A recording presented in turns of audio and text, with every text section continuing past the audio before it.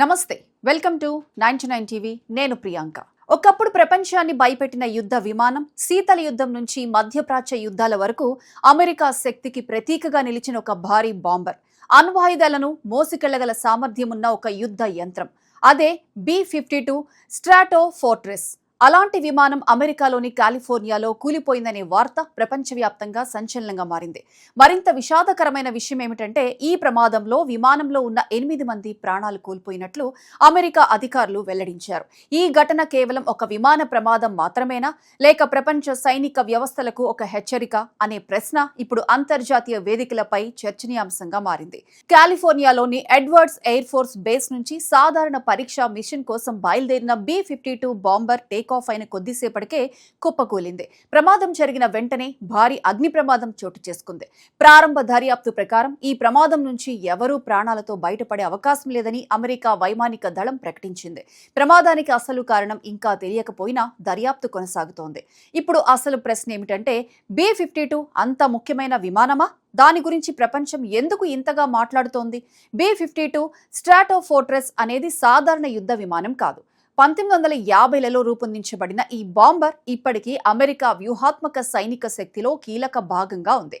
ఇది వేల కిలోమీటర్ల దూరంలో ఉన్న లక్ష్యాలను దాడి చేయగలదు. అణ్వాయుధాలు, సంప్రదాయ బాంబులు, క్రూయిజ్ క్షిపణులు మోసుకు వెళ్లగలదు. వియత్నాం యుద్ధం నుంచి ఇరాక్, ఆఫ్ఘనిస్తాన్, సిరియా వరకు అనేక ఆపరేషన్లో B-52 ఉపయోగపడింది.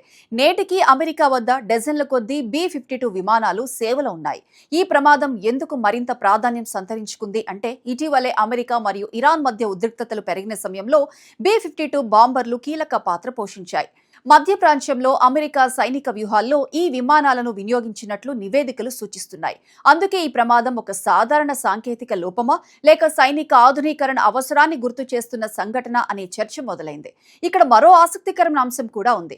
B-52 విమానం మొదటిసారి 1955లో సేవలోకి వచ్చింది. అంటే దాదాపు 70 ఏళ్ల వయసు ఉన్న యుద్ధ విమానం ఇంకా అమెరికా రక్షణ వ్యవస్థలో కొనసాగుతోంది. ఆధునిక రాడార్లు, కొత్త ఇంజన్లు, ఎలక్ట్రానిక్ వ్యవస్థలతో దీనిని నిరంతరం అప్గ్రేడ్ చేస్తున్నారు.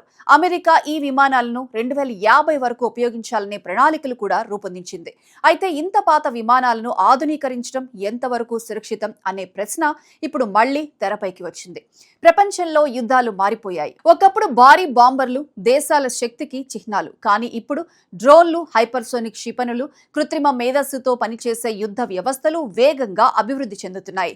అయినప్పటికీ అమెరికా వంటి దేశాలు B-52 వంటి భారీ బాంబర్లను ఇంకా ఎందుకు కొనసాగిస్తున్నాయి? ఎందుకంటే ఇవి కేవలం యుద్ధ ఆయుధాలు కాదు. ఇవి వ్యూహాత్మక నిరోధక శక్తి, ప్రపంచానికి ఒక సందేశం. అవసరమైతే ఎక్కడికైనా చేరుకోగల శక్తి తమకు ఉందని చూపించే సాధనం. ఈ ప్రమాదం మరో కోణంలో చూస్తే ప్రపంచ సైనిక వ్యవస్థలు ఎదుర్కొంటున్న సవాళ్లను కూడా బయటపెడుతోంది. ఆధునిక సాంకేతికత పెరుగుతున్న కొద్దీ నిర్వహణ ఖర్చులు పెరుగుతున్నాయి. పాత యుద్ధ యంత్రాలను సురక్షితంగా ఉంచడం మరింత కష్టమవుతోంది. ఒక చిన్న సాంకేతిక లోపం కూడా భారీ ప్రాణ నష్టానికి దారితీసే అవకాశం ఉంది. అందుకే ఈ ఘటనపై అమెరికా మాత్రమే కాదు, ప్రపంచంలోని అనేక రక్షణ నిపుణులు దృష్టి సారించారు. భారత్కు ఈ సంఘటన నుంచి నేర్చుకోవాల్సిన పాఠాలు కూడా ఉన్నాయి. ప్రస్తుతం భారత్ కూడా తన వైమానిక దళాన్ని ఆధునీకరిస్తోంది. రఫేల్ యుద్ధ విమానాలు, తేజస్ ప్రోగ్రాం, అధునాతన డ్రోన్లు, AMCA వంటి ప్రాజెక్టులు భవిష్యత్ వైమానిక శక్తికి పునాది వేస్తున్నాయి. కేవలం కొత్త ఆయుధాలు కొనటం సరిపోదు. నిర్వహణ, భద్రత, శిక్షణ, సాంకేతిక అప్గ్రేడ్లు కూడా సమానంగా ముఖ్యమని ఈ ఘటన గుర్తు చేస్తోంది.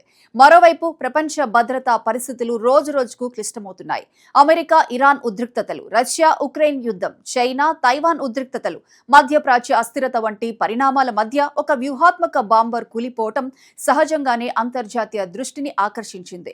ఎందుకంటే ఇలాంటి యుద్ధ విమానాలు కేవలం సైనిక ఆస్తులు మాత్రమే కాదు, ఒక దేశం వ్యూహాత్మక శక్తికి ప్రతీకలు. చివరిగా B-52 ప్రమాదం ఒక విషాదకర సంఘటన మాత్రమే కాదు, ఇది ఆధునిక యుద్ధ వ్యవస్థల భవిష్యత్తుపై ప్రశ్నలు లేవనెత్తిన ఘటన.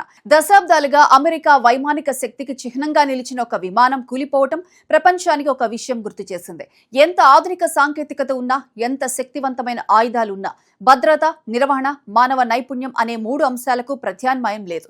ఇప్పుడు ప్రపంచం మొత్తం దర్యాప్తు ఫలితాల కోసం ఎదురుచూస్తోంది. ఈ ప్రమాదం వెనుక అసలు కారణం ఏంటి? ఇది ఒక యాంత్రిక లోపమా, నిర్వహణ సమస్య, లేక మరేదైనా కారణమా అనే ప్రశ్నలకు సమాధానాలు రాబోయే రోజుల్లో బయటపడనున్నాయి. కానీ ఒక విషయం మాత్రం స్పష్టం, B-52 ప్రమాదం ప్రపంచ సైనిక చరిత్రలో మరో కీలక అధ్యాయంగా నిలిచిపోతుంది.